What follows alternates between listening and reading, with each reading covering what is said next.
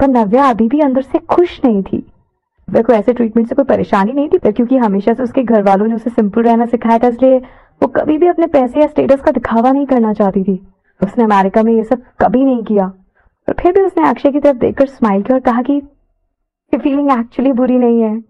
अक्षय ने नव्या के लिए जो कुछ करने की भी कोशिश की, नव्या उसे नजरअंदाज नहीं कर सकती थी। ऐसा करना सही भी नहीं होता, पर नव्या को मन ही मन ऐसा लग रहा था जैसे चारों तरफ खड़ी लड़कियों के मन में नव्या के लिए नफरत और जलन आ रही है। उसे साफ दिखाई दे रहा था कि सभी उससे कितना चिढ़ रही है। जैसे ही वो सब फर्स्ट ईयर के ब्लॉक के पास पहुंचने वाले थे, नव्या ने क्लैप करके उसके पीछे खड़े लोगों से कहा, ऑलराइट, अब तुम सब जा सकते हो, दिन में फिर मिलते हैं, मैं तुम लोगों को लंच ट्रीट दूंगी। नव्या ने प्रॉमिस किया। नव्या को लगा कि उन लोगों ने उसके लिए जो भी कुछ किया उसके बदले नव्या को भी उनके लिए कुछ ना कुछ तो करना ही चाहिए। कम से कम नव्या को ये सब तो पता ही था। समीर ने स्माइल करते हुए कहा कि क्योंकि मिस नव्या हमें ट्रीट दे रही है तो मैं खुशी से एक्सेप्ट करता हूँ। तो सिर्फ एक बात, मैं कैफेटेरिया का खाना नहीं खाता, तो कहीं बाहर चलना है खाना खाने तो बताना। ठीक है, जैसे ठीक लगे, मैं क्लास जा रही हूँ, इसके बाद में बात करते हैं। नव्या ने सबको बाय कहा और फर्स्ट ईयर ब्लॉक की तरफ चली गई। जैसे वो क्लास 18 में घुसी, उसके सारे क्लासमेट्स उसे मुड़कर देखने लगे। नव्या ने उनकी तरफ देखना जरूरी नहीं समझा और सीधे अपनी सीट की तरफ गई और झाँककर बैठ गई। तभी ईशा क्लास में आई। उसका चेहरा बहुत उतरा हुआ था। उसने नव्या को घूरते हुए देखा। ईशा ने अभी कॉलेज गेट पे जो भी कुछ हुआ था वो सब देखा था। एक दिन पहले अक्षय ने नव्या से जो भी कुछ कहा था, नव्या को याद आ गया। कौन सी क्लास में भेजना है ईशा को, उसकी पहले वाली क्लास में या फिर क्लास 17 में, तो तुम चाहो वो करो। अक्षय ने ज्यादा ध्यान दिए बिना ही बोल दिया था, पर उसने एक बार भी ये नहीं सोचा कि अक्षय एक ऑर्डर से किसी की भी किस्मत का फैसला कर सकता है। क्लास 12 और क्लास 17 में बहुत फर्क था। ईशा बहुत घमंडी लड़की थी, उसे क्लास 17 में भेजना उसके लिए मौत के बराबर था।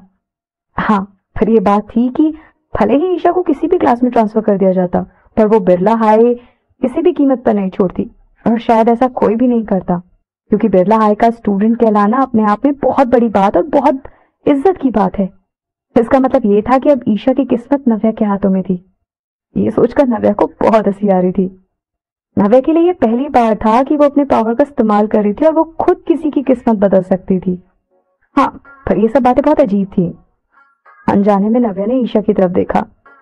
ईशा ने नव्या को उसकी तरफ देखते हुए देख लिया और वो थोड़ा डर गई। ईशा नहीं चाहती थी कि नव्या को ये पता चले कि वो उससे डर रही है, इसलिए ईशा ने अपना डर छुपाते हुए कहा, नव्या तुम ये मत समझना कि तुम।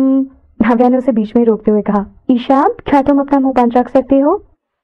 तुम्हारे मुंह से कभी भी कुछ अच्छा नहीं निकलता ना। ईशा अभी भी नव्या से इस तरह बात कर रही थी, अभी भी नव्या को गुस्सा दिलाने की कोशिश कर रही थी।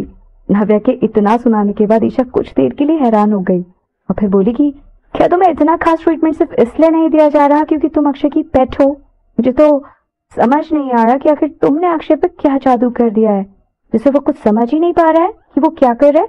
ज्यादा हवा में होने की जरूरत नहीं है, तुम बस देखती जाओ और जल्दी ही अक्षय तुमसे बोर हो जाएगा और फिर तुम्हारी हालत मेरी जैसी हो जाएगी।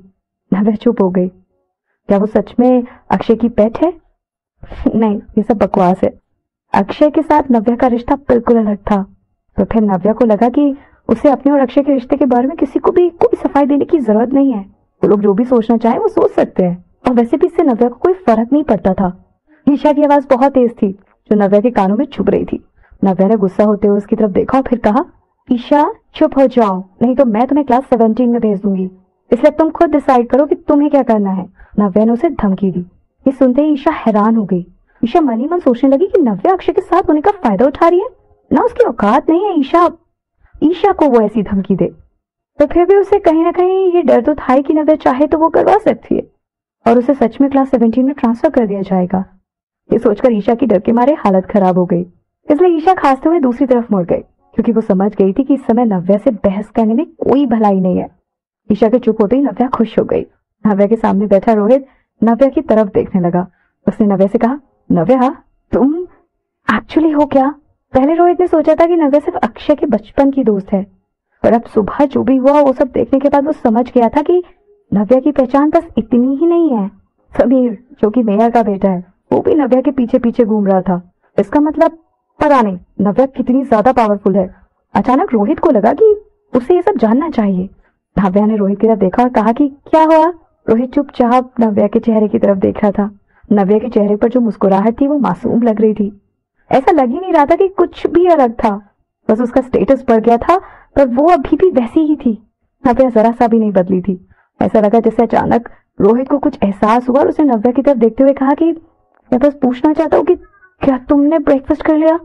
मेरे पास फ्रूट सैंडविच रखा है, तुम खाओगी? हाँ, व्हाई नॉट, नव्या ने खुश होकर कहा।